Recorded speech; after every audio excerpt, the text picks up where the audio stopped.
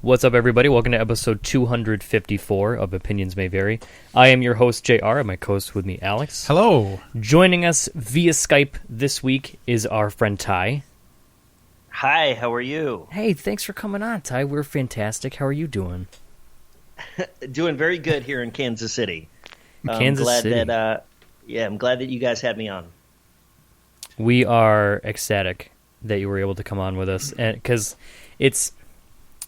Alex, I'm going to let you take over. I'm going to let you give like the intro on this one and like what we're so people can get a feel for what we're talking about today. Tighe is not only a performer himself, but he also has his own group, and he runs Sideshow Thrills, which sets up shows for other performances. And one of the things we love promoting here is live events and live shows. Whenever you can, always go out and see a live event of some kind. And I had known Tighe from our local theme park at Six Flags, where he has been doing his Creep Show Freak Show act for, I think he said 5 years earlier. Yeah, 5 years so far, yeah, at Six Flags New England. Mm-hmm. And Tighe's one of those guys who he immediately kind of like wants to become friends with everybody. And it's really easy to become friends back with him because he's so personable, and he'll talk to anyone forever. Well, thank you. I hope that's a compliment. So, before Tighe was like, "So what do you want to talk about?" And I was trying to say, like, well, he had some interesting stuff to say on Facebook the other day, and I wanted to get to that. Which is what piqued my interest too, because you would send it to me, explain the story, and I was like, okay, yeah, I want to hear more about this. Mm-hmm. Yeah, and I'd like to talk about it. Great. So, but I want to get started with like what you do, and because we've talked about seeing like sideshow performances. Mm-hmm. When we go to either Wicked Fair or Steampunk World's Fair, they occasionally have some performances. At Jeff Mock's Wicked Fair, that's where I first found Sasha the Fire Gypsy, mm-hmm. and I saw her perform there a few times. And Sasha's performed with Tighe at New England a couple times. I didn't know that. Yeah, and so it's a thing where like it's really fun. Worlds colliding. Yeah, seeing like so many performers that agree to work with each other, and like they all have the same.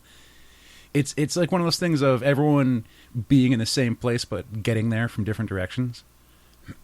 And so, yeah, absolutely correct. Yes. Who doesn't know Sasha the Fire Gypsy?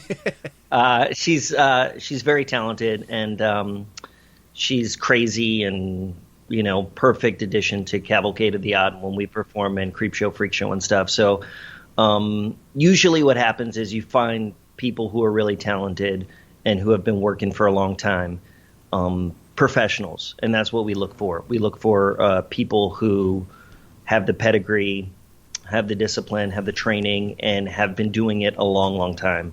And Sasha definitely fit the bill, and she was right on up there in the New England area. And when I performed with her, that was the first time I actually performed with her on stage, was at Six Flags New England. And then it's kind of weird because when you get these performers together, what works with one performer might not work with another performer, and you just kind of throw it together and kind of have to figure it out. Kind of like a relationship with, a girl or something or a guy. Uh-huh. And you're kind of just like, I can't do the same thing that I did with my old girlfriend that I did with this new girlfriend. Right. Because it might not just work out. Or, when you're just talking and compromising and working on stuff like that. So when I worked with Sasha, I was hiring her basically for fire, and then she was just this crazy performer that had more personality than anything. So I was like, oh, whoa, yeah, just hold on, and and kind of worked out like that. So it was great, and I knew that she did a lot of that Ren Fair stuff. I knew that she did stuff with Jeff Mock. So, all the disciplines definitely do come together. We're not in that world, Mm-hmm. I mean, there's some people that do that crossover.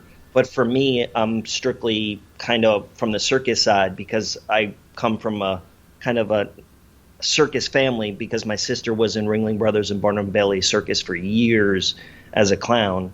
And that's how I got into it. So I never got into it with kind of the medieval Ren Fair stuff. I always got into it from strictly circus side. So already Tighe is like talking about stuff that I wanted to approach, because there's things about being a performer and having to like hone yourself in your own act. But then there's the point where you step over the line and like you become the boss essentially, and you want to organize people and you start building, you know, a family to perform with. And so like that's already coming through of like talking about like performing with other people and everything. Yeah, it's interesting because there's times when you'll get really talented performers on paper and really talented performers in videos and stuff, and you love their act, but they're really not easy to deal with off stage. They're really not easy to deal with working and collaborating with them. They're very good at what they do, and then you have other people that just really sink, and you want it to be really easy. And a guy like Ray Valens is plug and play. But it's weird because he's plug and play for me. But I'm sure that other people might not feel the same way. Not about just Ray, just it's just with our show particularly, it just really works. With people like Insectivora, with Ray, with Brianna Belladonna, who I brought in this year, which is just a person that I wanted to work with forever, and she was amazing. And then not only does she do solo shows, but she also came together and helped out and worked with us, and now we're like just feel like we're a three-headed monster. But there are performers over the time that I think they're amazing. I just can't work with them because off stage they're tough, and you, especially when you're working, you just want things to work easy. Six Flags is corporate, and I love it. I cherish the contracts that I have with Six Flags, but I don't want to do anything to jeopardize it. When we land the contract, before we even start working, I just try to figure out anything I do to keep it for next year. And I don't want to bring people in and they're going to be like anti-corporation. They're going to be like, we do our own thing. And there's performers out in the sideshow world. Don't forget that when you're dealing with freak show performers, they're freak show performers maybe for a reason.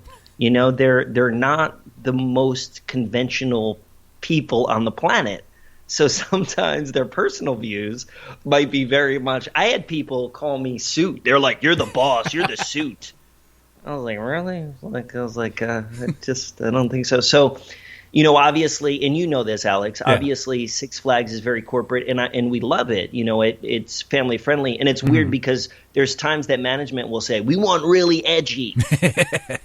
And then I don't tell any of my performers that, because I know Six Flags edgy is nothing compared to the edginess that they would ever do at a bar or a nightclub. So a lot of times, like Pete from Six Flags, the amazing entertainment manager over at Six Flags, he'll say, you know, we really wanted edgy this year. And I don't say anything. Yeah. And then we just kind of do it the same way. Yeah. And then he'll be like, yeah, that's good, you know, and we didn't change anything. A lot of times every year our performers actually go, and the way our times are working is we go and we actually take out jokes that worked last year because this year they might not work anymore. The public is very changing.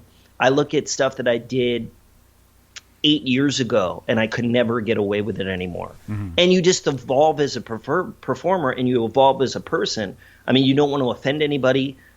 And you don't want to you just are there to make people have fun. Yeah. So it's not like we're going to sit there and go, I'm going to try this really edgy joke, or I'm going to try this thing that's really artistic and creative, and I want to come on up there. I didn't talk about the elections during October at all. Like there was no jokes that we mentioned about Donald Trump. There was nothing that we mentioned about Hillary Clinton. We just did our show.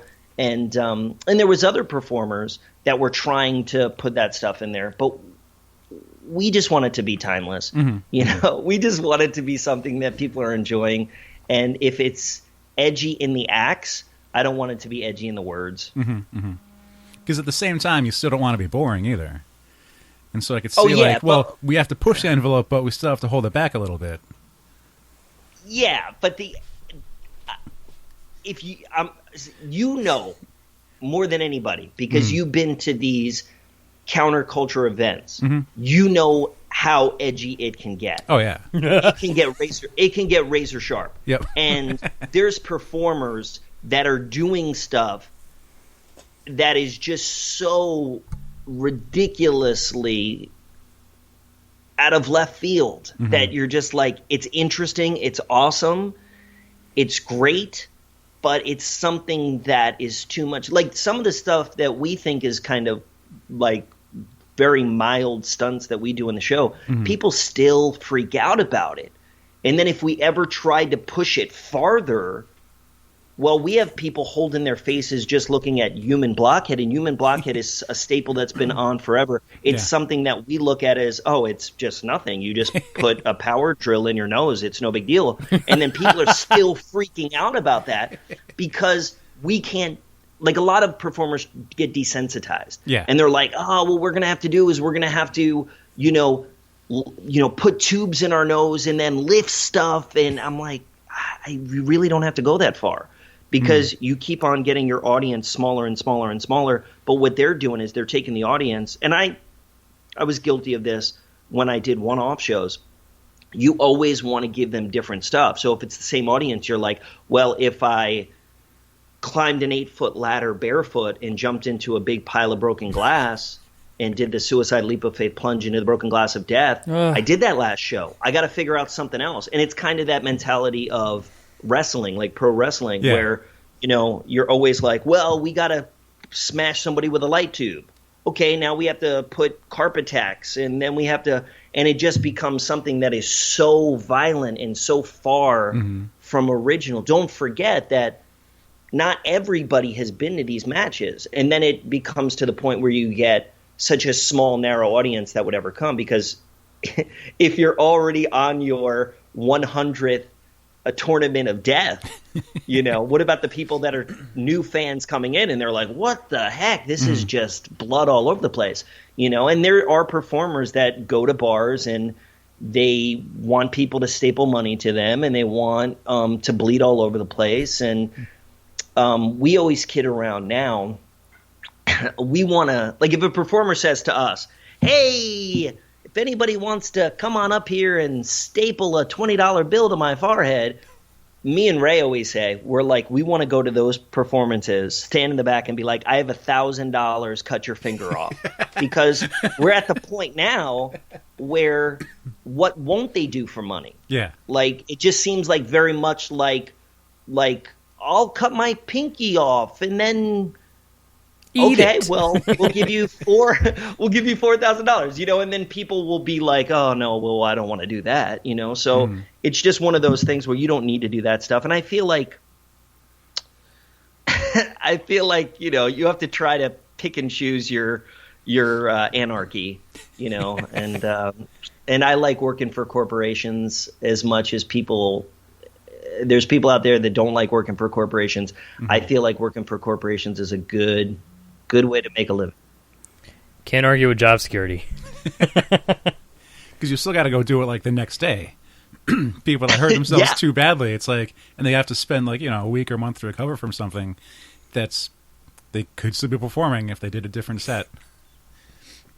I got to do 4 shows a night.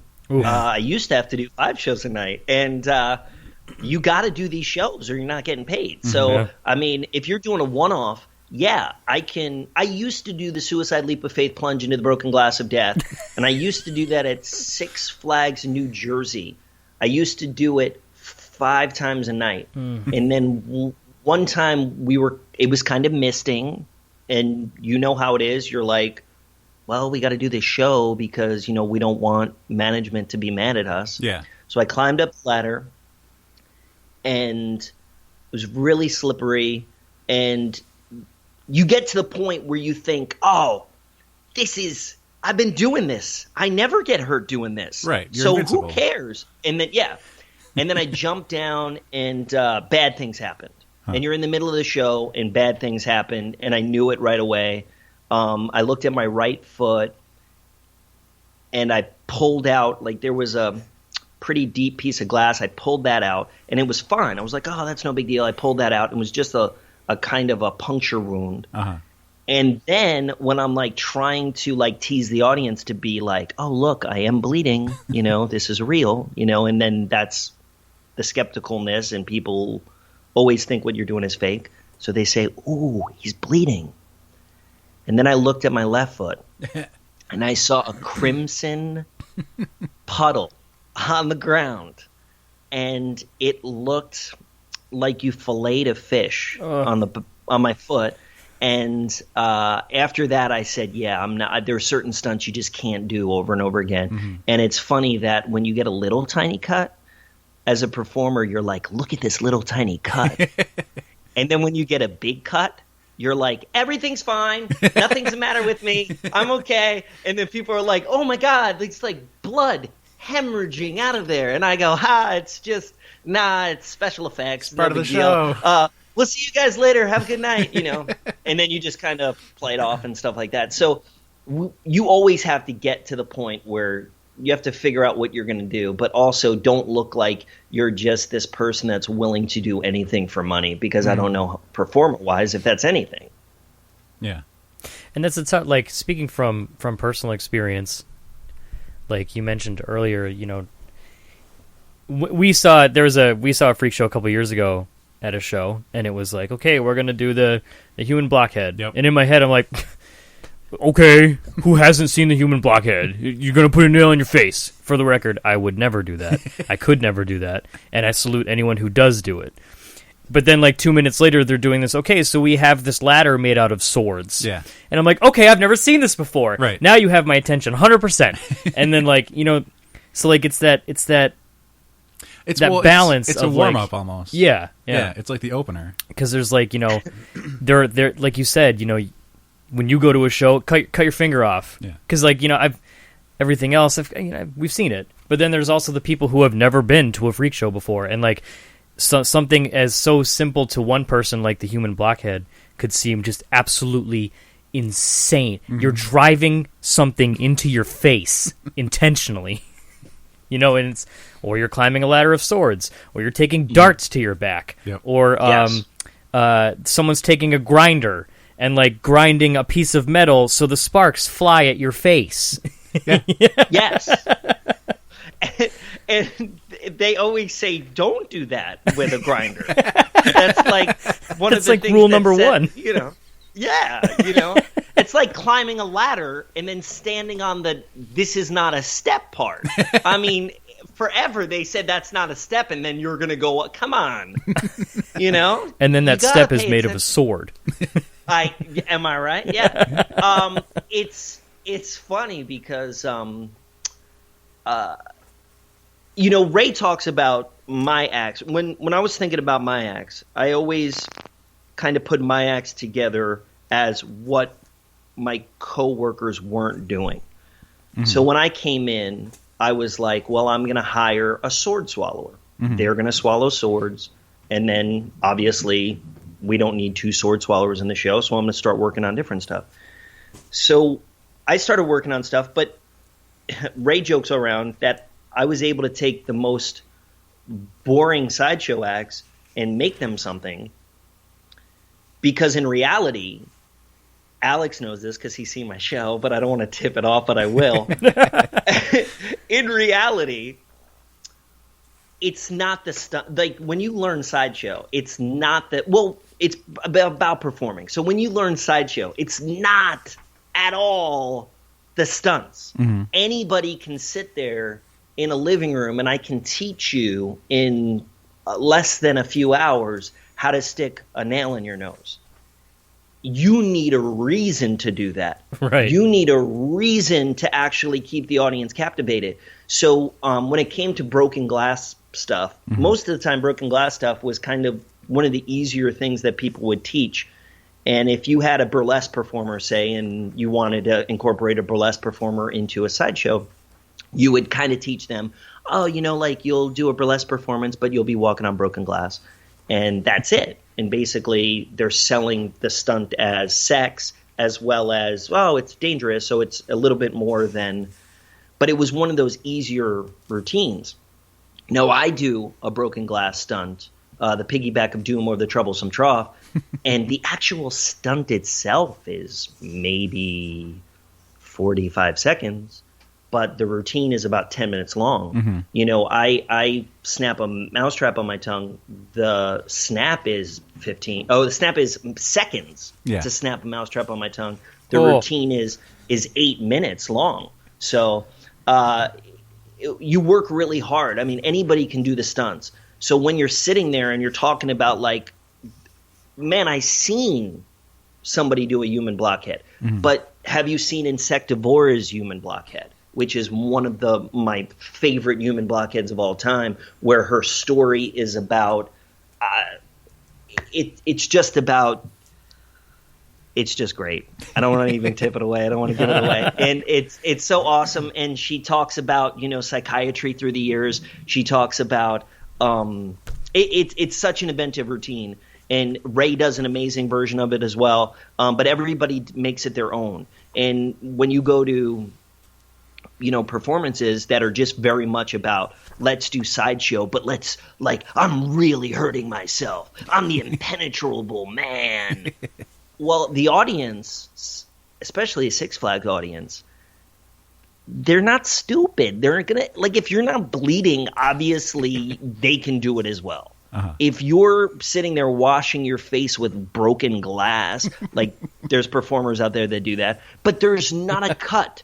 And then they go, look at him. He's the impenetrable man. I'm not an idiot. Like, that's fake news. Yeah. That's not real. You know, so what you have to do is you have to have showman. Like, I don't show people the bottom of my feet when I'm done. I don't show people. Like, I use the whole performing structure. I started out being an actor. I started out being a performer, stand-up comedy and everything. We're here to entertain people. So you're trying to do these routines, and you're trying to figure out ways to do it where, you know, it's actually entertaining as opposed to just doing stunts. Yeah. Well, like you, and I'm sure you saw people just do stunts. Yeah. Yeah. Well, one of my ex-girlfriends, she learned human blockhead, and she showed me sitting at the booth at a Red Robin. Because she's like, look what I learned. And she was really proud of it. And, like, she didn't need a hammer to tap it in or anything. She just put it in and then took it back out. And it's amazing sometimes with people in that it's like they go to these shows because they want to hate it. You know, like, sometimes I used to work for I was a backstage tech for an illusionist at Six Flags. And there were a couple times where, like, walking out at the end of the day, because the park was open a couple hours after we were done with shows. So, like, we're walking out, and people would, like, recognize us. Like, they'd recognize the Magic Girl. I would always walk out with, like, the Magic Girl, sometimes the illusionist. And, like, people would approach us and be like, hey, how'd you do that thing? And it's like, well, it's magic. You know, you just kind of brush them off. And then they'd be, or some people would come up and they'd be like, hey, the one where you cut the girl in half, I know how you did it. Congratulations. And they'd start to spout off, you know, like how they thought they were never right, for the record, ever. They'd start to spout off their answers, and when you didn't give them that answer, they would get furious. Yeah. Absolutely furious. So, like, I don't know if it's the same thing with, like, a freak show, but, like, you know, if you don't show people the cuts on your feet, you know, oh, it's scar, it's fake. It's rubber glass, fake. obviously. Yeah, it's not even real glass. You know, the nail is collapsing. It's not going into you. It's, you know, the swords that you're stepping on are dull. They're just, you know, anyone can walk on just a thin piece of metal, you know. You know, it's funny that, like, everybody kind of knows how to do the bed of nails. I mean, if you ever had a science teacher that was, you know, one of those, you know, fun science teachers, a lot of times you see it on the internet or something, and they'll teach you how to do the bed of nails. The one thing about the bed of nails is, it won't go through your skin 100%. You're not going to sit there and it's not going to be going through your skin, and you're going to be pulling yourself off and having 800 giant holes in your back. But if anybody has done the bed of nails, it hurts. It is not fun. So regardless of it actually cutting you, when I have people stand on my back and I do the bed of nails, There's a reason I didn't do it this year. We don't want it. It is not fun. None of this stuff is fun. At the end of the day, it is still a bed of nails. Yeah, it's a bed of nails. There's times where I sleep in my regular bed and I wake up in pain, yet alone sleeping on a bed of nails. It's funny that it's so stupid because what happens is people always will say, oh, that's fake or that's not fake or something like that. If I show you my feet and there's no cuts, you're going to think it's fake. If I don't show you my feet, you still don't know. It's that kind of I don't know. I mean, it's almost like in magic, you're never going to show behind the curtain. And I don't know why in Sideshow people go, look, everything's fine. Now, if I do bleed, yeah, I'll show you that blood, because then you'll be like, oh, damn. Yeah, exactly. All the time. One of the reasons I got into Sideshow was I started doing magic. And I was doing magic at Six Flags and then in New Jersey in 2005. And I shared a dressing room with Todd Robbins, which is a very acclaimed Sideshow impresario. And he also hosts shows on Discovery ID, True Nightmares and stuff. So he's been around forever. Mm-hmm. And Donnie Vomit was there at that time. He wasn't Donnie Vomit. He was Diamond Donnie V and Heather Holiday. And these were amazing performers. Donnie was just starting. Heather was just starting. And then I was sitting there as a character, the Swami character, going and doing magic, strolling magic, kind of like pretty, like edgy magic, like cutting myself. But it was all magic tricks. Yeah. And it was so hard because of the fact that I was doing it in the round. And I had to protect all these secrets. Yeah. And then I'm sitting there sharing a dressing room, and everything that these people are doing that I'm sharing a dressing room are 100% real. Mm-hmm. And I'm sitting here going, I'm over here like an idiot, working hard not only to do the tricks, but then also protect the secrets. And they're just like, yeah, I'm really eating a light bulb. No. And then I was like, I'm working way too hard. And then I just said, well, I'd rather do it for real. And then even when you do it for real, even when you say everything that you say is true, mm-hmm. they're still not going to believe you.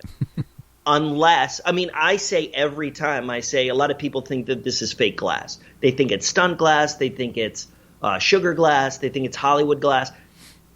It's 100% real. It's about 50 to 60 wine and liquor bottles that I got from my recycling center, or, I got from my local bar. And what happens is that statement is 100% true.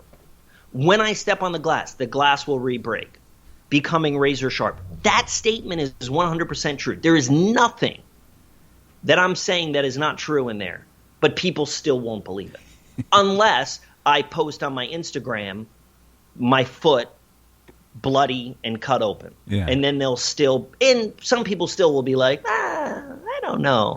A lot of this stuff that we do it's probably fake foot. A lot of this stuff that we do is stuff that no one does. Mm-hmm. So in your mind, you don't think you can do it. Like when people say, oh, eat fire. And people are like, man, how are you eating fire? That's crazy. Like there's something. It's cold fire. People ask me, they go, oh, that's cold fire. It's cold and I was like, fire. What does that even mean? I don't know. People say it. They go, that's not real fire. And I go, man, they should hire me for like in Hollywood, because this is some really good looking fire that I'm producing. So what happens is they'll say it's not real. They think I have something in my mouth. We burn our mouths, It's like hot pizza. It's like hot coffee. You burn our mouths. And it's funny because they always think, but a lot of times people will think it's impossible. But then I ask people, I go, well, have you ever done it? And people will be like, oh, no. And that's where it is. Like we're people that did it. And we know that you can snap a mousetrap on your tongue. It hurts. It's not going to chop your tongue off, but it hurts. Mm-hmm. You can do it too. In fact, I think if anybody came to me and said, would you snap a mousetrap on your tongue? Alex knows that I do it 4 times a night. I'll say, yeah, I'll snap a mousetrap on my tongue. And if they then said, well, you snap a mousetrap on your finger, I will then say to them, no, I don't want to do that. And most people will think the finger is way easier. No, always my mouth. Oh, never the finger. that seems so and it's counter. just one of those. Yeah. Yeah, I mean, because one's a fleshy, soft surface, and the other one is bone. Yeah. You know, so a lot of these things, like walking on broken glass, like a lot of these things are like, how many people do it? You know, you'll cut yourself, or maybe you won't cut yourself, but you know, it's there's no secret to it. And the fact is, having no secret to it makes it, people can't fathom it. You know, we're not tricking them, but they always think they're being tricked. And that's why a lot of times no one wants to mix Sideshow with Magic and Magic with Sideshow, because once you put magic elements into Sideshow, then they think everything is fake. Right. If you go on up there and do something that is 100% magic, and then 2 seconds later you're trying to do something that's 100% real, then it kind of lessens the real stuff you're doing. That was beautiful. Wow. That was so well put. I'm sorry. We're both stunned with silence. Sorry. So And like with fire, like you said, people always ask about the tricks. They go, how do you do that? How do you do it? People, this is the one question I get all the time. And what do you put in your mouth? What are you breathing when you're breathing fire? What are you spitting out of your mouth when you're breathing fire? And I don't tell anybody. And insurance-wise, I can't tell people, because there have been people that told people, and then kids go home, they try it, they do it wrong, right, and you can get sued, and there's a liability issue there. But everybody thinks it's something different than what we're using. People think it's alcohol, like that you drink, like liquor. It's 100% not that. That is the most dangerous thing that you can ever use. If you want to see fire breathing gone wrong, it's always going to be done by using like 151 or liquor or anything like that. People think that it's gasoline. People think that it's like kerosene or something like that. Yeah. It's none of that stuff. And it's not great. It's something that's an extremely high flash point. So it only really catches fire when it's aspirated. It's not super healthy for us. It's fairly healthy for the crowd because of the fact that it's hard to catch other things on fire with it. But people ask us that all the time, you know, and that's something that we just either will make up something that doesn't exist. We'll be like, oh, it's Formula K. It's this special fire-breathing fuel that we use. And then they try to look it up, and it doesn't exist. Or we just tell them, you know, it's not what you think it is. But everybody is always trying to figure out how it's done. And even if they figure out how it's done, like in Magic, I like Penn and Teller fool us. And Penn and Teller don't get fooled a lot. But they say, we did not get fooled. Yeah. But that is an amazing trick, and we were thoroughly entertained. Yeah. And I feel like that's what you're trying to do. Like, stop looking and trying to figure out if there's any trap doors or if there's any ulterior motives. Who cares? Did you have a good time? Are you laughing? You know, and that's pretty much what it is. Yeah. You know, everybody knows that the magician, the actual front, the guy who's the face of the whole product, when you go to a magic show, he's the one doing the least secret magic stuff out of the stuff. I mean, the assistants are the ones with the bruises all over their bodies. The assistants are the ones that are killing themselves. All the people that are stagehands are the ones. I mean, the guy in the front, I mean, he's the one that's just the face. So enjoy him, and, you know, enjoy the fact that they put an immense amount of hard work together to get it to where it is. I've seen some of your conversations online, like on different posts here and there, when you'd be talking about the fire breathing and the flashpoints, because someone would share like one of those gone wrong videos of someone trying it out or like thinking they know what they're doing, and then they tip over their fuel canister or something, and they don't put the what do they call the stick? Like the wand? The torch. The torch. Yeah. Or like they don't put that out the correct way or something, and like and things go wrong. and I see you and other professionals being like, well, they was in the wrong fuel, or the flashpoint is wrong. And there's been a lot of things popping up recently of like weekend, like little training seminars. And I've been to a couple because like I'll go to an event called Firefly, and that's like a regional Burning Man kind of event. And there's a lot of fire performers there, but there's also like tutorials and like, short classes on how to do it. But I never see them send them home and be like, well, don't try this unless one of us is here with you. Have a professional around to keep training you, because this isn't quite enough to send you away with, do it by yourself. It's like one of the important things I see you talk about is just safety, and like making sure you know what you're doing right, not only for your safety, but those around you. Yeah, 100%. It's kind of a divisive issue when it comes to those training seminars. Usually they stem from the burner community. And it's tough because I worked with Insectivora for years and years and years. And Insectivora, when I worked with her, she was known as one of the best fire performers when it came to vapor holds and eating and stuff like that. And she never taught. No matter how amazing she was and how people looked up at her and said, oh my God, you are like the Mount Olympus of fire eating. She never taught because of the fact that we're always trying to get better. We're only as good as how we are doing it. I did not get taught by one person. I'm constantly learning to this day, 10 years later. And it's funny that when people go to a seminar and they just go, hey, and I know what it is. It's about people are like, well, we're just a community and we just want people involved. But there's certain things that you shouldn't necessarily be in. Like, not everybody needs to know how to do everything in life. Mm-hmm. And it's tough because people will then say as an argument, well, they're going to try to learn this on the internet, so might as well I want to teach them.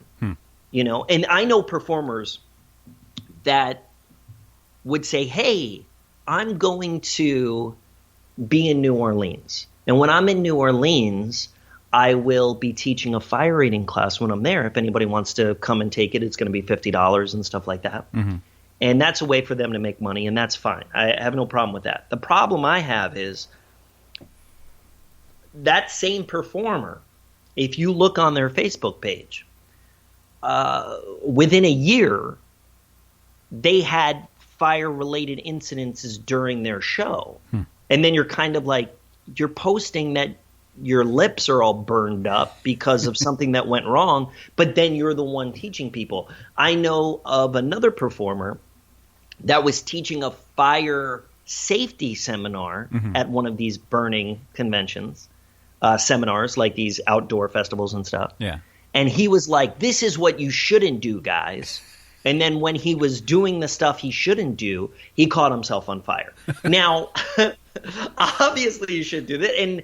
And thankfully he's okay and stuff like that. Uh-huh. But it's something that it's the same thing that I said. I kept on climbing that ladder and I never got hurt until the time that I got hurt. Mm-hmm. And then I realized, well, maybe I shouldn't be jumping into a pile of broken glass in the rain. Maybe I should take a little bit more. Maybe I shouldn't be doing it on a grind show 4 or 5 times a night. So it's tough. I mean, I don't believe in learning something and then people go, hey guys, here's how you eat fire real quick and here's how you do this. Because every time, before I even see a video, anytime that somebody contacts me and goes, oh my God, did you hear what happened in Philadelphia? This guy, oh my God, he lit the whole stage on fire. It was at a tattoo convention. He lit himself on fire, the stage, he dropped the torch. We all immediately know it's done with the wrong fuel. Huh. Because the fuel that we would use for it, if you spill it on the stage, there's no possible way it can catch on fire. You can take a lit torch and a bucket of what we use and put it out in the bucket. In the actual fuel. Mm-hmm. You couldn't do that with gasoline. You couldn't do that with alcohol. Right. Everything would catch on fire. And that's what sucks. It sucks because, it hurts us every time there's an incident like this because what happens is if eventually insurance companies are just like, we don't want to have the risk. Yeah. And then once they don't have the risk, then it's hard for us to get jobs. It's hard for us. We have to pay a lot more money. Or a lot of times people go, oh, I heard somebody, he was a fire performer and then he burned this whole thing on fire. Yeah, we don't want to have fire performers at our event. Right. And it hurts it. So that's why some people reach out and try to teach them the proper way. But you can teach somebody the proper way in an hour and then you're not with them all the time. Yeah. So obviously Ty knows what he's talking about. It seems. There's a lot of stuff we haven't even gotten to yet. So one of the things I did want to touch on was a post that I saw either early in the week or last week. You were essentially warning or letting other performers know that there's a new TV show that's about to come up, and they're looking for performers and entertainers to be on this TV show. And Ty was essentially warning them of like, maybe don't do the show, or like it's definitely a matter of be aware of what you're getting into and just being like really switched on and like knowing all the facts that you possibly can, because it might not necessarily be beneficial to you. Yeah, so I'll just say it. We don't have to hide around the bush. Yeah, okay. Because I don't care, because I do not care. Fair. I'll be popping shots over here in Kansas City. So what happens is this. There's a relaunch of the Gong Show that's coming up, starring Will Arnett. Mm-hmm. And it's nothing secret. I mean, if you go online, you could find out stuff about it. Mm-hmm. And what ended up happening was we had a producer, quote-unquote producer, contact us. And she said, oh, I'm a big fan of you guys, and we would love for you guys to, maybe be on the show or send in a video, because this show is awesome. It's the Gong Show. It's world famous, and we're going to revamp it, and we're bringing it back, and it's going to be on ABC, and it's going to be during the summer, and we're, quote unquote, looking for really big numbers. We think those numbers are going to be big rating wise, and you get amazing exposure and a small stipend to be on the show, and you might be able to win the grand prize, which will be, in parentheses, several $1,000s. We didn't figure it out yet. I could be a several $1,000 heir, So what ends up happening is she says, I'm a big fan. I'm a big fan of what you do. Mm-hmm. And I was like, I don't think this person's a big fan of what I do. I don't think this person knows. So then she ends up, I write her back and I say, awesome. How are you? It's great. I'm definitely intrigued. What, of all the acts that I have, since you're a big fan, what do you think would work great on the show? Where have you seen me perform? Mm-hmm. And then she wrote back, your name is familiar. It's definitely familiar. What do you think would be good? And obviously she was lying. And then when we talked to other performers, what happened was it's just a copy and paste job. Now, this is not new. Right. We had this across the board. I had this when they revamped the Gong Show in 2008, which only lasted for 8 episodes on Comedy Central with Dave Attell. AGT, America's Got Talent. Any of these talent shows, variety shows, what they're doing is they only care about the show. Yeah. They only care about the show, but they need people on the show. So they're going to have all these producers send copy and paste messages, and they want you to be on the show, but they really don't care about you. And especially when it comes to Sideshow, when it comes to like circus acts, most of the time those acts never ever win. Mm-hmm.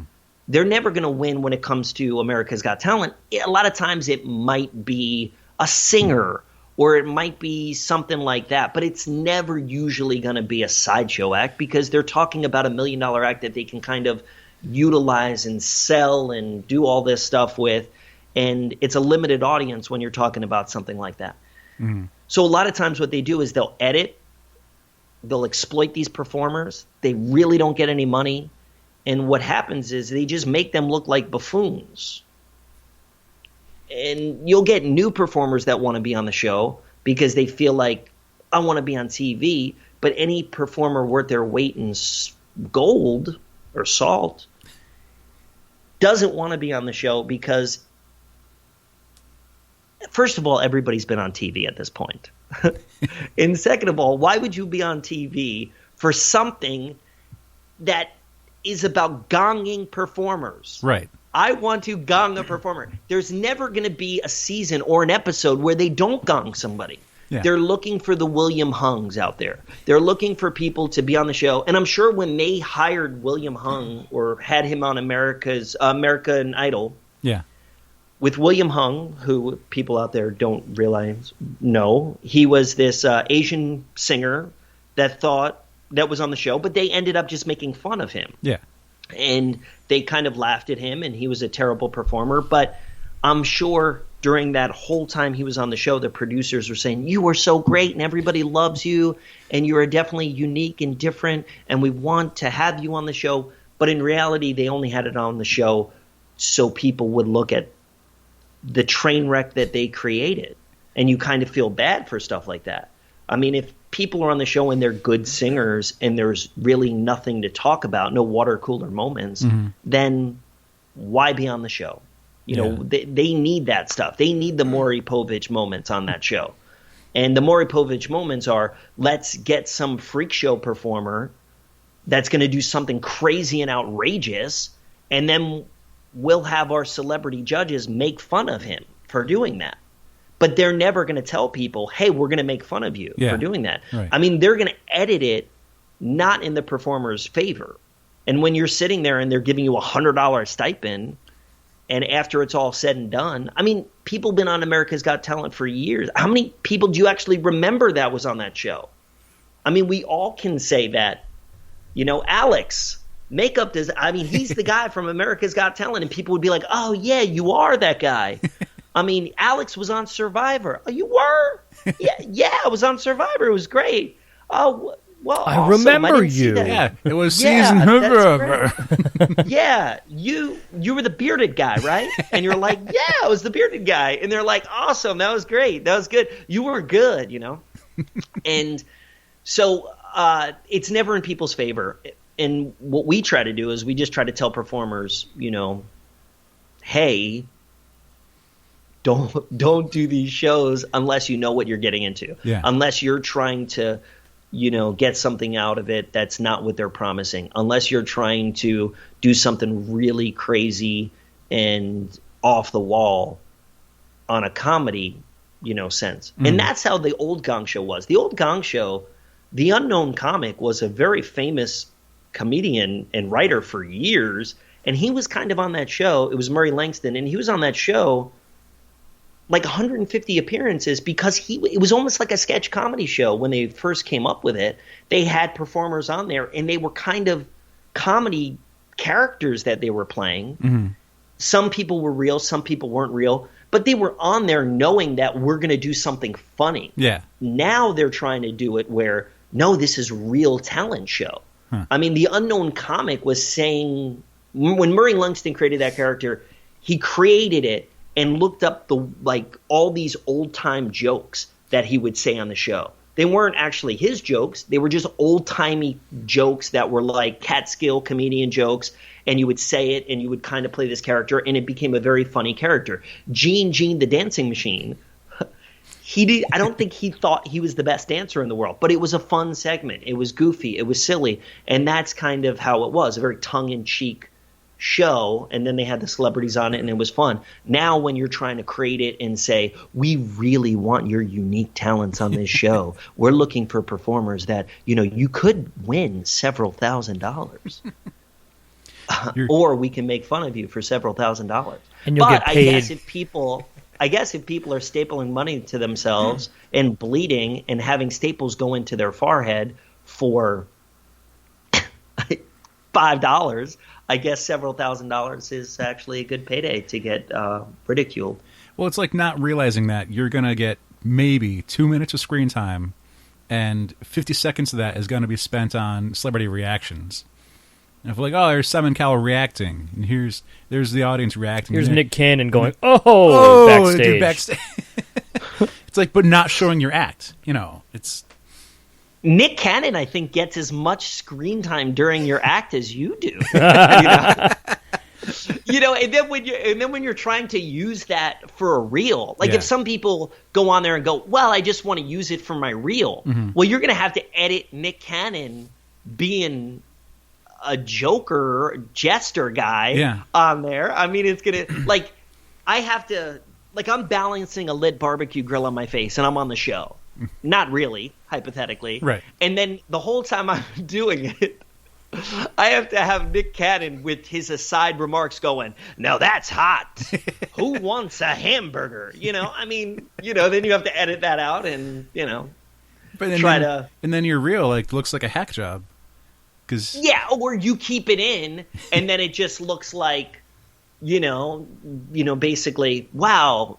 I mean, it becomes Mystery Science 3000. Yeah. I mean, they're showing these clips of stuff, but, people are talking over them or, you can have a big red X. I mean, it's like the Gladiators. You're going to slam a big red X down and be like, no, get off the stage, you horrible, horrible person. Right. The person who flew out here and then we pretended was good, get off the stage, you jerk. And then, you throw them to the lions and stuff. And that's what people like. People like those bad acts. I mean, it's great to have a kid on the show and sing, and then they go, man, that was a really remarkable story. Or even if they're really good performers, they still try to spin it as a sad fairy tale. Yeah. I mean, how many times do they go like you hear performers horribly do this?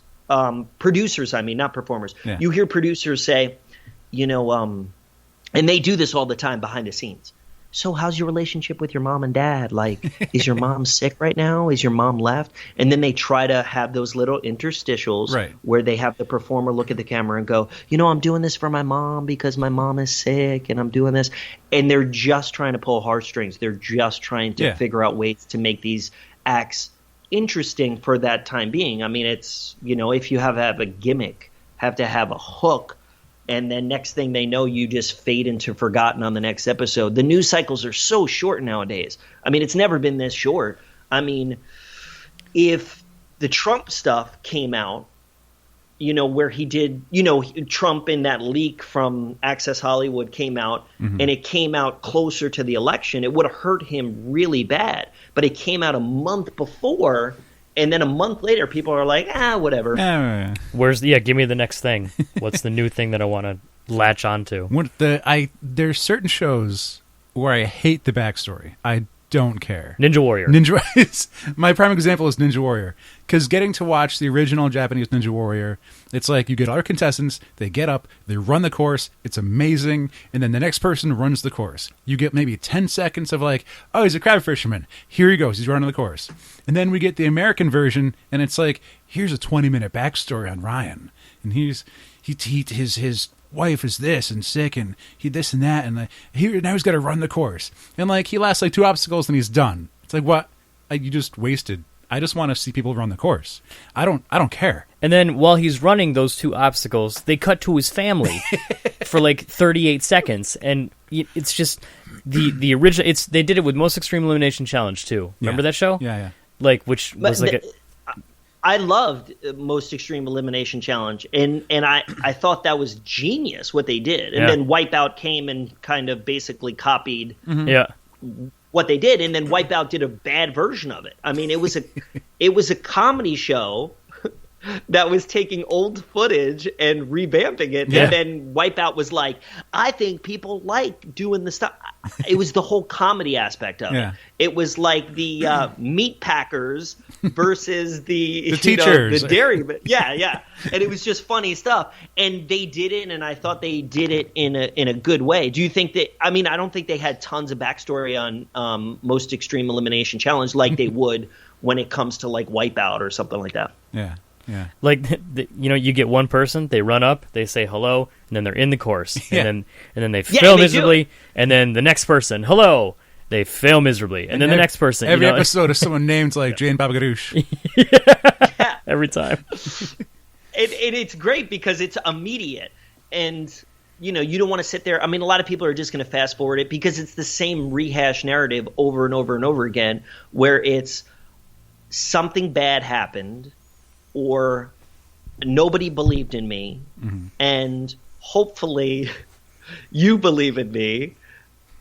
And I think basically, especially if the audience is voting, basically that is the classic example of how the producers manipulate stuff. Yeah. Now, if I did the stupidest stunt, if I dressed up as a fly, a human fly, and had somebody in the audience come up on stage and hit me with a giant fly swatter.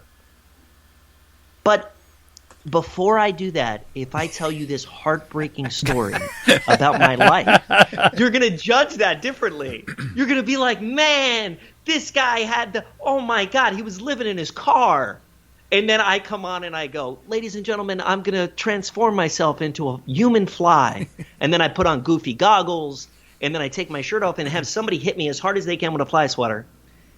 And then they might look at it and they go, he's a good kid, and I think we should get him to the next round. I mean, he's not going to go to Hollywood or anything. What else could he do? He's not going to win the come up with championship. next? But let him get to the second round, as opposed to just seeing that act and it's just garbage, which it is, or comical, which it is, and then that's it. I mean, you could always sit there and see frighteningly mediocre singers and then say, wow, this person, they had a tough time, or this – and it's a manipulation. I mean, anybody can sit there and, play their sad hand. Meanwhile, like my mom's friends on Facebook are going to share that clip all the time. They're going to share the clip of a fly swatter guy because it's inspirational.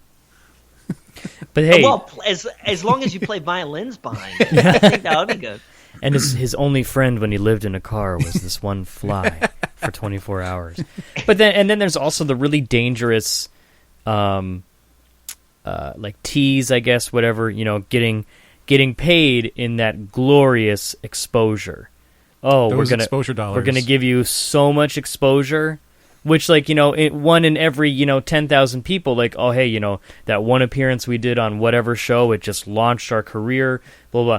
And, like, everyone thinks that they're going to get, like, oh, hey, you just think of the exposure you're going to get from this. We're doing you a favor. Like, we might make fun of you, but people are going to see that, and the right person might see that. So it's going to, So I had a lot of friends that have been on these shows.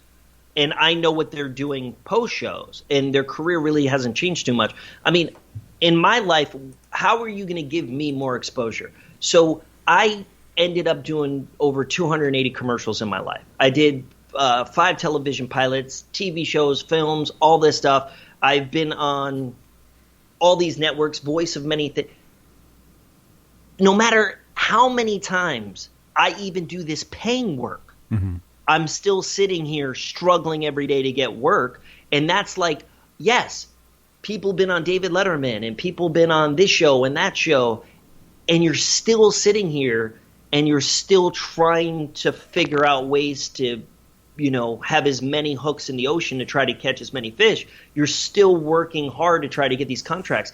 I mean, when I'm on stage, I can tell people, man, I did all this stuff. You might have seen me on this. And people would be like, oh, my God, that's the guy from there. Or that's the guy from there. Yeah. But guess what? And that's way better than being like I think being a star of an iconic 90s TV show that was on Snick, even though it was one episode because it is an anthology. But regardless, being that star, I'm sure is better than, hey, ladies and gentlemen, grab on to whatever you got to grab onto because this guy was on the Gong Show and he didn't get gonged. And I just think people don't care. I think it's, I think it's at this point. And in this time, there's so much content out there. Everybody is on the internet. Everybody's on YouTube. Everybody's a P.T. Barnum now. Everybody is trying to promote their various stuff. So, you're at the point now where it's like, okay, everybody's out there. I have my web series. I don't have a web series, but everybody has a web series. Like they're like, oh, check out my web series or a podcast, or check out this content, or check out this podcast. Let me tell you something. There's a lot of podcasts out there. Tons, and I would think thousands at this point. But I'm going to tell you what, this one is definitely This is one of them. It sure is. Oh man, this is the one that I was on, and obviously, I used to be somebody in my life. So I saw you as a kid. Like when Alex mentioned that you had been on a couple shows that I used to peruse during my childhood, I pulled up the Google machine and I was like, I fucking remember this one. I watched because that certain show that you had mentioned that was on SNCC, that was an anthology of shows. That was one of my go-tos. Sunday nights were the shit back in Nickelodeon, and I was like, oh my god, like that. I remember this shit, and it was it tugged on my nostalgia strings, Yeah. Yes. So it was funny because I was on the first episode of the third season, and back then, we didn't have DVR, we didn't have computers back then but I'd watch. Everybody had to tune into SNCC to see it. It wasn't like you could go on demand and see it at your leisure. Right. So when we were watching, I was a fan of Are You Afraid of the Dark? I loved the show. So it was really awesome when you got a chance to actually be on it. And they filmed it in Canada. Most of the time, they would only allow one American actor to come on up and be a part of it. Most of the time, all the other actors were Canadian. A lot of stars ended up getting their start on Are You Afraid of the Dark? Ryan Gosling and Seth Green was on episodes and stuff, and Alex Bledel, if I'm saying that right, Alexis Bledel. Yeah, one of those. Yeah, it is, yeah. So one of those things. So there's tons and tons of performers out there. So it was great. It was amazing to be a part of it. I had a great time, but it's one of those things where it doesn't really make my life any different. It's not like I'm sitting here and people are going, oh my God, from that show, we're just going to give you you have to continually work. I mean, you can't be on one episode of America's Got Talent and then lose and then, become a millionaire from that because that's just not how it's going to work. It's just coasting after losing. Just live off that for the rest of your life. Show up at cons. I was that one time on American. Nick Cannon said that thing about me, which I was so as far as cons go, like my girlfriend's always like, oh, you should like. I mean, and obviously she's looking at me. Very biased, skewed, rose-colored glasses, and I'm like, "Yeah, sweetie, no, I'm not guess-worthy at all. I'm just, She's like, "No, you played Inkstain on Pete and Pete," and I'm like, "Yeah, no, nobody cares about that." I mean, and it was weird because I was working Monster Mania, and I had good friends that worked at Monster Mania and ran it and stuff, and my girlfriend, my fiance now, she had a lot of connections there, and it was in Cherry Hill, New Jersey. And I remember I was just working. I was just helping out, and I was there, and I was like, oh, I'll get a free ticket, and I can kind of help out and stuff. Yeah. And I remember I was working a line to talk to, I guess, Christopher Lloyd or something like that. And one of these girls was like, I know you. And she was like, and I get really embarrassed because it doesn't happen a lot. Yeah. And I think like I get nervous because I'm like, where does she know me from? Like, what did I do? And then she's like, you're the guy, And then I am go, yeah, I'm the guy working this line, for you right now. Hey, how are you? What have you been up to? Oh, well, 20 years later, I made it to the point where I'm in this, double tree in Cherry Hill, New Jersey, and I'm working this line, I got a lot of big things on the fire right now. I loved you on Hey Dude. Yeah, and I'm like, no, I wasn't on Hey Dude. But it was, just my story of coming up, I graduated high school in like a children's professional school out in Los Angeles, and it was in a strip mall in Reseda, California. And it was like a dry cleaner, and then it was like a Mexican deli, and then there was the Sherman School. And this Sherman School was known for when actors went to Hollywood, they would have this school that basically you didn't have to go to. You just paid the money, and basically you got your diploma. But when I went there was only about 12 people in my class, but the people were all like, it was the school that Will Wheaton went to and Janet Jackson went to. And when I was there, my class was Jonathan Brandis and Soleil Moonfry, Punky Brewster, and all these people. And it was weird because it's just so surreal how you live your life. You sit there and you're on the other side of the screen, on the other side of the magic fence. Yeah. It's really weird. We're sitting there in a not a strip club, a strip mall. And, well, I mean, some of the people that went to school ended up in the strip club. But what ended up happening is we're at a strip mall. And it looked like it was a really not the greatest place in the world to go to school. Just a couple of rooms. And then next thing you know, it's like, all these Hollywood, child actors are there at the same time, like Tobey Maguire and, people like that. And it's just funny because they weren't what they were now, obviously. They were obviously new performers and stuff. So it's definitely interesting, but you always got to keep on working. I mean, once somebody's done working, they have to keep on working, and that's the one thing that's hard about, Hollywood. Yeah. After a while, you quit because you realize I need to make a living, and then I have all this other stuff that I'm doing where is actually paid jobs, and auditions are not paid jobs. Auditions are free. Right. And to go to New York City, I mean, Alex has been to New York City before, and he knows that it's minimum $50 to go to the city just to get into New York City when you're talking about parking and tolls and everything like that.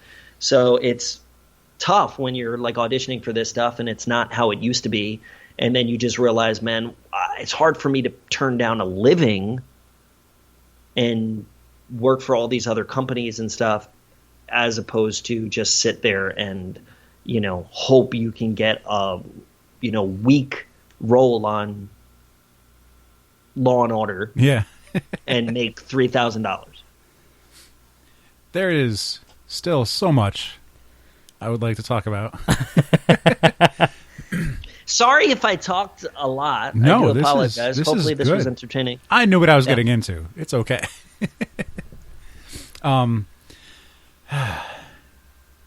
Pick and choose. We're a little over, but I kind of want to. I wouldn't mind maybe one or two more things. To go back I'll keep to them short. To go back to Sideshow Thrills, did you create this company? Like, what was it that made you decide, like, I'm going to start, running a business and essentially hiring other people, and I'm like building a base to produce shows and have performers get work? Well, I'll keep it really simple. When you work in-house at an amusement park, you don't make a lot of money working in-house at an amusement park. It's a great way to build a resume. It's a great way to put in the work and get paid to actually become a better performer. But in-house, it's tough that they do this. In-house, they just have certain rates and stuff. But when you're an outside contractor, I looked at all these outside shows that were coming in, and they were making a lot of money, way more than we were making, and they were just coming in and it was plug and play stuff. So instead of going through agencies, which agencies make money for really not doing a lot. I mean, they do a lot. Sometimes it depends on what agency you're dealing with. But when I was younger and I first started kind of doing like gigs and stuff, I remember going to a bar mitzvah or something. This was years ago, eons ago. I went to a bar mitzvah and I was getting paid $75 to do magic for these 13-year-old kids. And I remember the agent said, "Oh, pick up the check for us and after you're done." So I picked up the check, and the check was crazy. And I was the only one that they hired. And I was like, I'm making $75 for this. This is crazy. And he's making triple what I'm making. So that's when a group of performers were basically like me, myself. I said, I'm just going to hire performers and go straight through performers and say, let's hire people and put on our own shows and not have people that are not going to be actually involved in the production. They're just going to be making a phone call or sending out a contract and then making money in perpetuity from that job.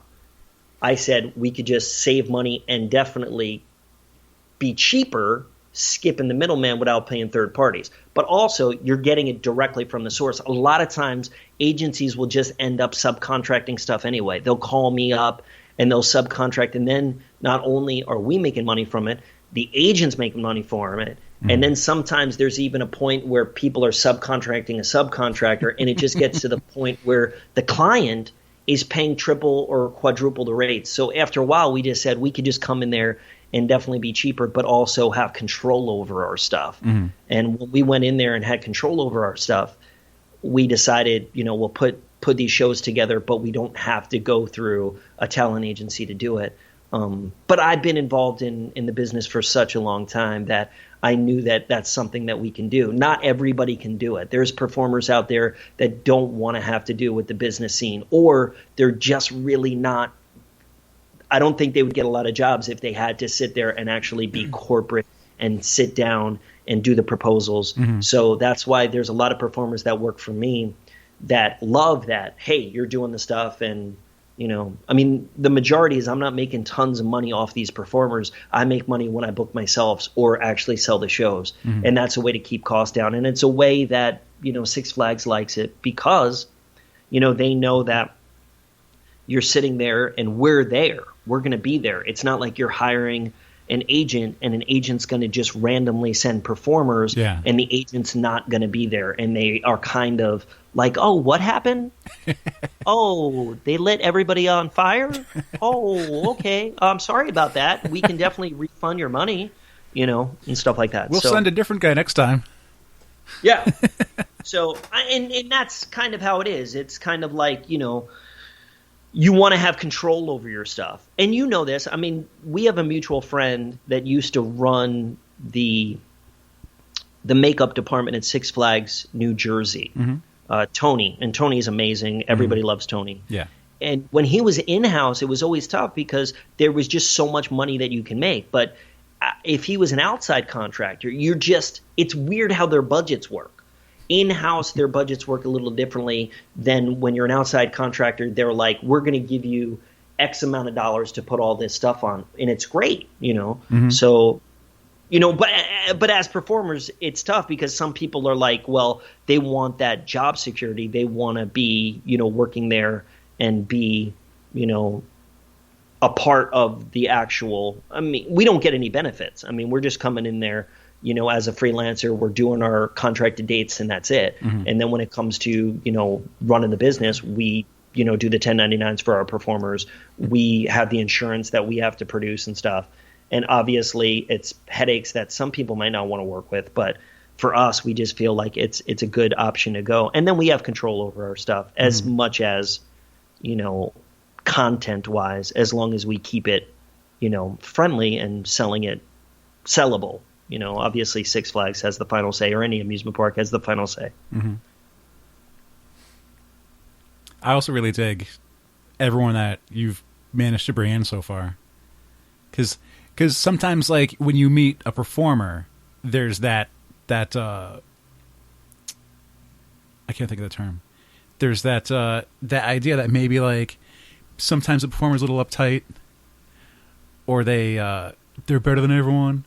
And that's never happened with any of the Sideshow people that Tighe's come in with. And it's like it's surprising to me sometimes how, like, nice they are.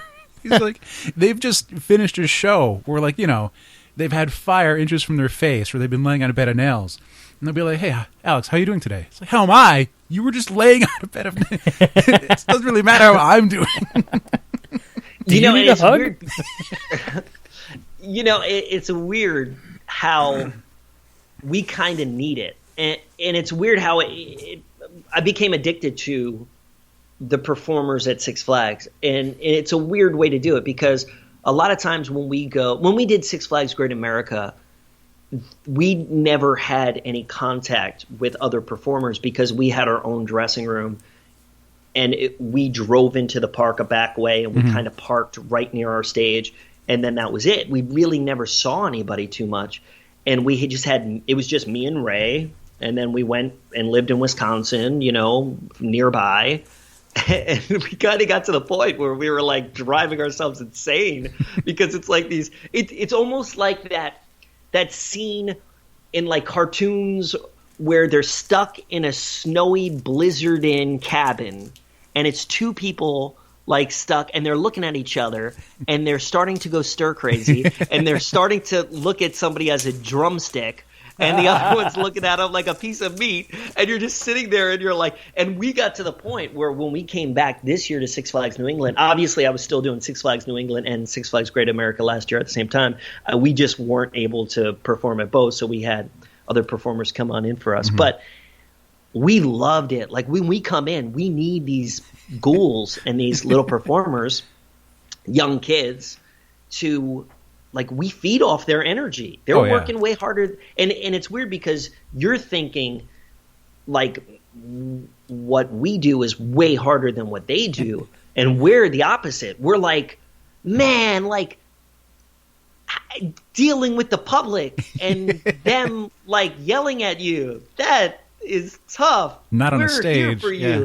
You guys are like we have a barrier, like they can't get on the stage, you know, and you guys are like running up in their faces and stuff. Yeah. So we definitely feed from it. And if there's any performers that don't, or people that I know that are divas or who aren't like that, I wouldn't bring in. You know, you know, if anybody's like, I want my own dressing room and I don't want to see other performers and I want to do my show, and I mean, we really love the energy that they give us. There's times that we'll be dead, and I give every single ounce of sweat, blood, and tears into my performance. And I feel like after the 30 minutes and after we do our meet and greets, I'm done. Like I got another 3 shows to do, but I can't do it. And then we go into the backstage. We sit there 15, 20 minutes later talking to the kids.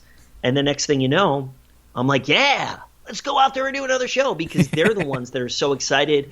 And I'm looking at the makeup jobs that there's times I look at their makeup and I'm like, man, like Alex and we're always in the back saying stuff like this, like, who did your makeup? Who's the person that did your makeup? And they're like, you know, this girl, I don't know her name. Or Alex did my makeup. And anytime Alex does the makeup, we're like, oh my God, you got Alex? Whoa, this guy got Alex, you know? It's like, well, who'd you get? I got Brett. You got Brett? Oh, my God. Brett is killing it right now. And then there is times when we're like, you know, and you know that there are scare actors that are the opposite, that will come back, and obviously they don't last too long at Six Flags. But there was one year where me and Insectivora thought it was the funniest thing when one performer came, this young kid, he was probably, 16 or something, and he was like, Yep. I'm not happy. And we're like, what are you not happy about? And he goes, my horn that they gave me is made out of a plastic cup. And me and Insectivora go, that's a plastic cup? That looks amazing. And he's like, no, it's a plastic cup. And I go, we didn't know it was a plastic cup. And he goes, I know it's a plastic cup, and the audience is going to know it's a plastic cup. And I go, hold on 1 second. He cut a plastic cup, and then they like turned it into a horn, and it's like coming out of your head. That is epic. And he's like, my horn is made out of a plastic cup. And then for years, anytime me and Insectivora kind of had a crappy audience, we would always look at each other backstage and go, my horn is made out of a plastic cup. I love that. That's amazing. So, and you know how it is with those actors that come on in, and they just don't last too long, because they'll be like, please them while they're there. Yeah. But now, is the secret thing? I have one last question, because I want to ask Alex something. Okay. We don't have to.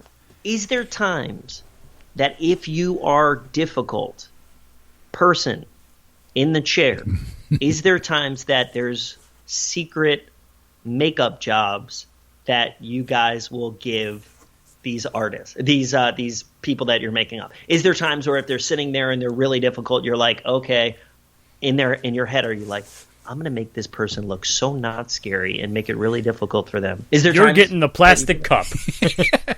It's so those the veterans who've been doing it for a while, I like to think we have the same idea, and it's I'm a bit more vindictive than everyone else, which I probably shouldn't say because I'm like the lead of the room. But I like to give some leniency and have like a 3 strikes rule, where it's like I'll do the best I can, and then I'll do the best that I can. And if I'm hearing feedback that isn't really working, I'll try one more time to do the best that I can. And then, like, yeah, we definitely have a thing that we can do to ruin your night. So everybody who's listening to this podcast, you better go in there with a smile on your face and a song in your heart. If you see an open chair, sit in it. Get in the chair. You see an open, Don't diddle around. Get off your phone. Get in the chair. One of my favorite nights, I'm sorry, this is going way over. One of my favorite nights was like I came down to visit, and that's when Donnie Valmont was there, and we started rapping about mustaches and facial hair and wax. And I was like, what do you use? And I was like, here's what I use. And like we just started going back and forth because James, who works at the park, he goes to a lot of beard and mustache competitions and takes a ton of pictures, beautiful photographer. And he's like, oh yeah, that guy Donnie, he was like the MC for the Coney Island Beard Mustache Contest one year. And I was like, no shit, that's awesome. And at one point we were talking about it, and we were talking about what we use. And I said, well, I combine wax and this got to be hair gel, because one will hold it and the other one will hold it even better. They do different things. And so he's like, oh, I'll try and find some. And we had spares. So I gave him like a couple of the sampler packs that we had, and he's like, last time I saw him, he said he's still using it, which was like, look at that. Oh, and like, there's times where I don't know if I can have these conversations with performers because they would already have their set materials. They've been using them for years, or they already have their routine, and I wouldn't want to interfere with that, especially with you guys working around dangerous stuff. It's like, I don't know if the product I'm going to give you is going to be extra flammable, if it's going to light your face on fire. Well, that's one of the things that happened this year. We were lucky enough that Alex and his team did makeup for us one night where Brianna Belladonna came in. She did her own makeup, and then that gave us the idea that, oh, maybe we should be like a made-up dead version of our show. And then Alex and his team were so nice. But beforehand, one of the artists definitely tried and made sure that none of the stuff that went on my face was flammable. Yep. And she learned a very interesting way right before it was about to go on my face. She lit it up on fire, and the whole thing was like melting and singeing on a piece of paper or whatever she did it on. Yeah. And, so we just kept it simple and stuff. So you definitely have to be careful. A lot of the stuff that we use, you never know. When we fire eat, it's different fuel than when we fire breathe. Huh. So a lot of people don't know that. There's usually anywhere from 3 different fuels that we can use during the night. So you have to know the MSDS stuff, the safety data stuff on all that. So, but it's awesome. I know I don't want to keep you guys any longer, but thank you so much for having me on the show. Oh, yeah, thank you. I do appreciate it. Thank you. Anytime you want me, I will definitely be a big loudmouth and talk as long as you want. Ty, not only was this educational, but it was informative and also enlightening, and it was a true pleasure. I thank you for coming on, and for everything I learned, and also for letting me relive a little nostalgia there with my childhood. But again, Ty, thank you so much. This was an absolute blast, and I'm glad we were able to cram in as much as we could into the fastest hour and 23 minutes of my life. You could find. Sorry, go ahead. Now the last thing is. Now, how does this exposure work? Like, am I going to get a lot of jobs from this? So many. You might have 2 or 3 of our friends who you probably already know go, "Oh, Ty, rad." That might be about it. So it's pretty good exposure. I can guarantee you at least 2 Facebook likes on your page. Now exposure money. Now you're just going to send that straight to my house, or or is it? Yeah, awesome. The exposure check will be in the mail, and you can buy a lot of exposure money, and, exposure food, and. But yeah, Alex, what you were saying? You can find a lot of what we've been talking about on sideshowthrills.com. Are there anything else you want to plug? Any other places to find you at? No, I mean that's pretty much it. If you go on our Facebook page, you can go to Cavalcade of the Odd on Facebook, and then any new shows that we have, we'll definitely post it there. But actually, when you're on there, definitely check out all our performers that work there. Ray Valens has a lot of shows going on right now. Ray, R-A-Y, V-A-L-E-N-S, Ray Valens. Oh, Z. He's going to kill me for saying that. Ray Valens with a Z. Ray's awesome. And Brianna Belladonna, and they have tons of stuff, and he's the inside talker at Coney Island, and just check out live performing and stuff. Hopefully we can keep live performing going on. It's sad that we live in a world now that there is no American national circus shows left. Yeah. So hopefully keep on going to these live events, keep on supporting, and that's about it. And if anybody's down in Daytona next week, I will be there for the Rolex 24, doing all my corporate MC work for Mazda and having a blast there. So it'll be awesome and definitely fun, and it's one of my favorite races of the year. Awesome. Ty, thank you so much for coming on. Good luck with everything in the future. If you're back at the Six Flags this year, hopefully I'll see you this Halloween, because it's 2017 this Halloween. Yeah. But so that's going to do it for this week. Ty, thanks again. Until next, it was our pleasure. Until next time, I was JR. I'm Alex. And I'm Ty. And this has been episode 254 of Opinions May Vary.